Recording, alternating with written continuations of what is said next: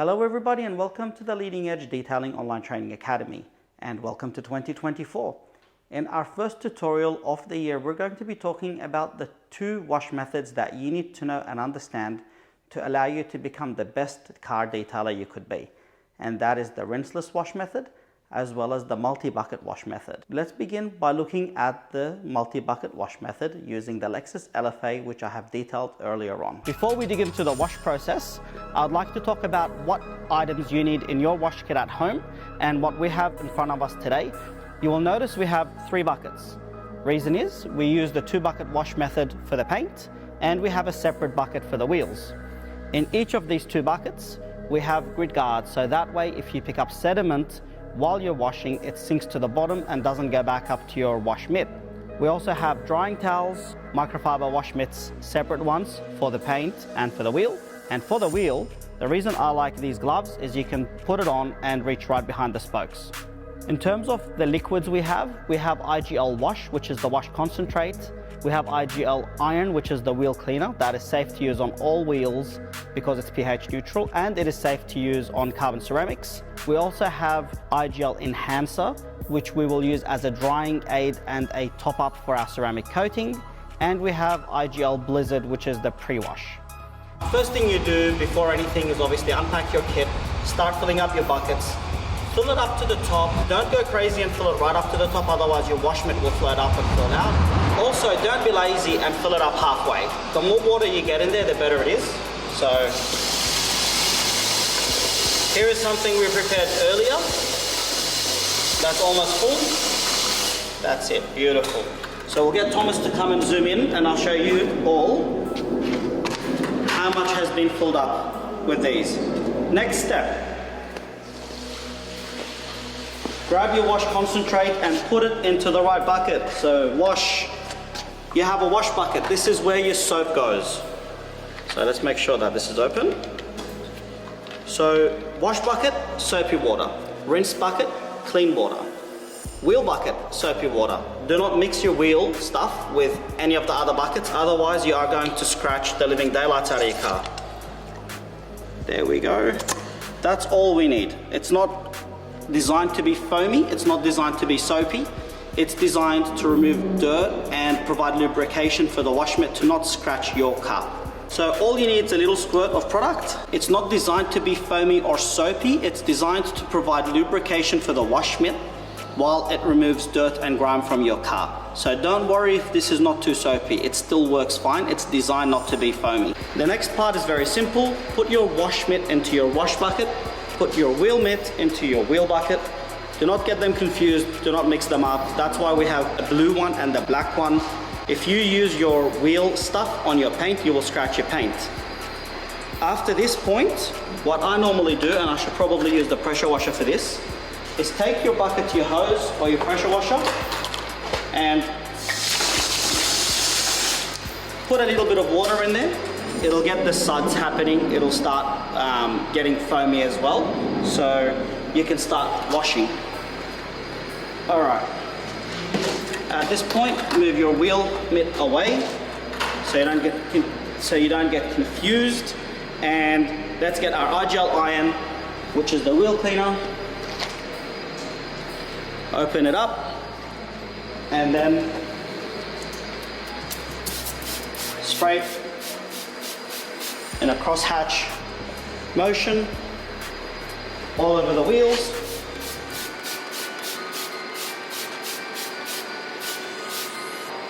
And I'll go do the other side. Spray the wheels thoroughly and generously. If you find that the product is a little bit too thick to spray, you can dilute some water in there. Approximately 30% water to 70% IGL Iron. Spray that over your wheels and let it sit for a couple of minutes. Next, what you're going to do is fill up your snow foam gun. Fill up the whole way, 1 liter of water, and then put about 30 mils of IGL Blizzard in there. It is very concentrated. You can drop that down to 15 mils if you want to, but for this video we have put 30 mils. And you're going to foam up the whole car, wheels and all.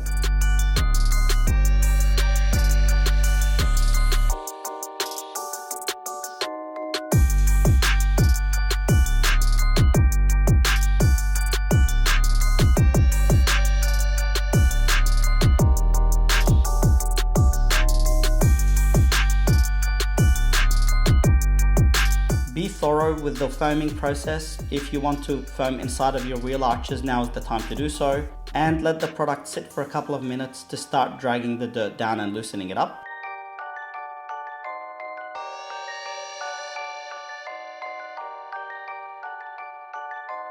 After the foaming process, we're going to rinse the car thoroughly. Try to knock off as much of the dirt as possible.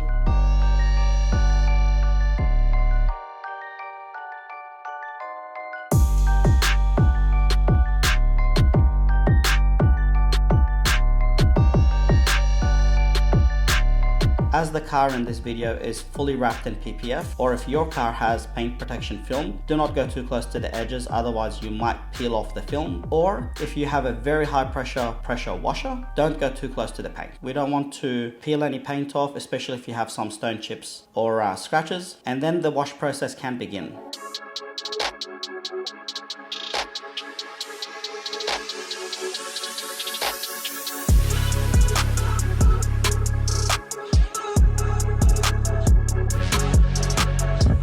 Clean it up, rinse it out, make sure that if you have used that wash mitt before, inspect it for any grit or rocks, and give it a very good rinse inside the wash bucket, making sure that you clean it out.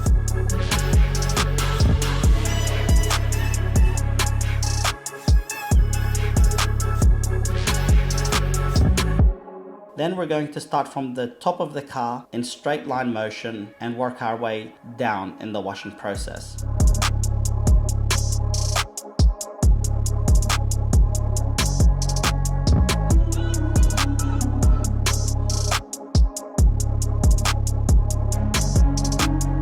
Every few panels, or as you feel the wash mitt getting dirty, take it to the rinse bucket, which is just plain water. Clean your wash mitt inside of that rinse bucket, so that way any dirt that has been captured by the wash mitt is going to fall into your rinse bucket. And then we're going to go back to the wash bucket, so that wash bucket will always have clean soapy water, and any dirt, grime or grit will be captured inside of the rinse bucket. The reason we do that is we don't want to take the dirt back on the car, which will then scratch and give us swirl marks.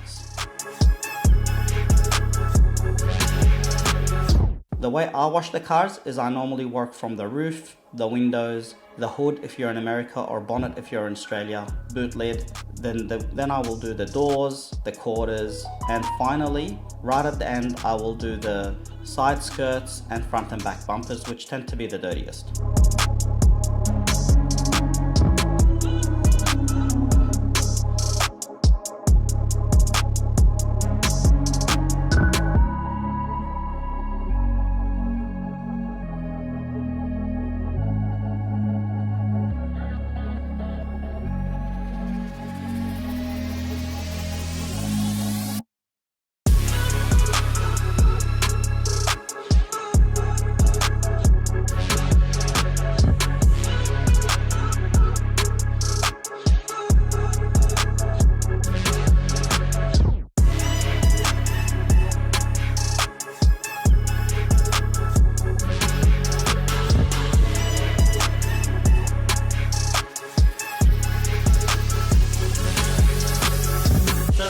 Step of the wash process for this car will be to dry it up. So we're going to use iGel Enhancer as a drying aid and also as a top-up to keep it beating water beautifully.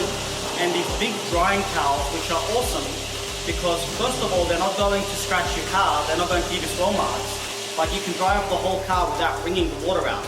So only a few sprays, and that's all you need from iGel Enhancer.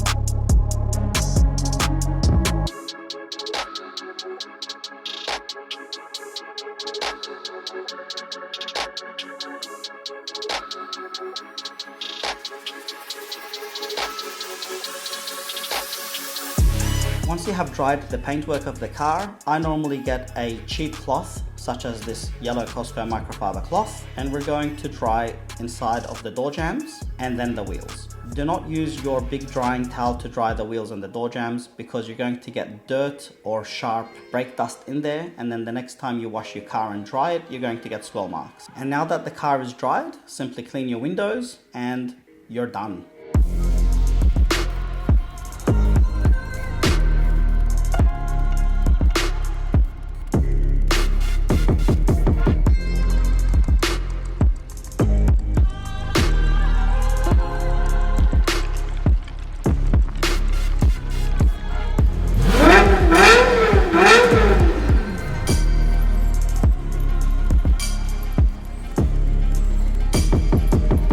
So the rinseless wash method is not too different from your 2-bucket wash method. We still have our 2 buckets, they still both have grid guards.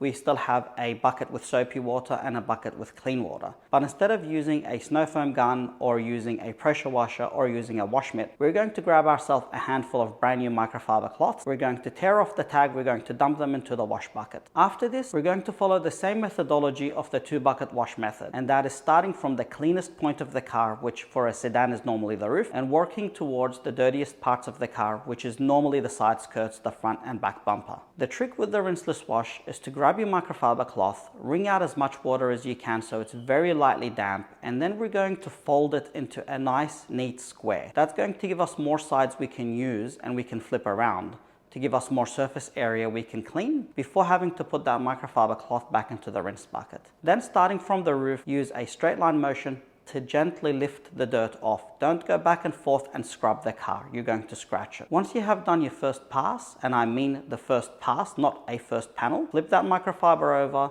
use another side, and continue this until you have used every single side of that clean microfiber and that microfiber is now dirty. Put it into the rinse bucket, grab another microfiber cloth and continue the process. Do this for the glass and for all the body panels, and as you use up these microfiber cloths and they end up being in the rinse bucket, you're going to have no more fresh microfibers to use. So wash those microfibers out in the rinse bucket thoroughly, get them as clean as possible, then wring out all that water and then put them back into your wash bucket. That's effectively going to capture all the dirt in the rinse bucket, and those microfiber cloths, when they go back onto the car, they're going to be very clean microfiber cloth. Finally, once the entire car is cleaned from the outside, you're going to use these microfiber cloths on the door jambs and the boot jambs, and then we're going to rinse them out one final time and put them into the wheel bucket, which also has clean soapy water. You can then use these microfiber cloths to clean out the wheels as normal. A little bit of a trick that I have found is to wrap them around the pole of the wheel bully, so you can get right inside of that barrel and clean up thoroughly. This is going to be a messy part. Unfortunately, wheels are very dirty. So after we clean up those wheels, and you might need additional microfiber cloths to clean up those wheels, we're going to grab those cloths and throw them in the bin.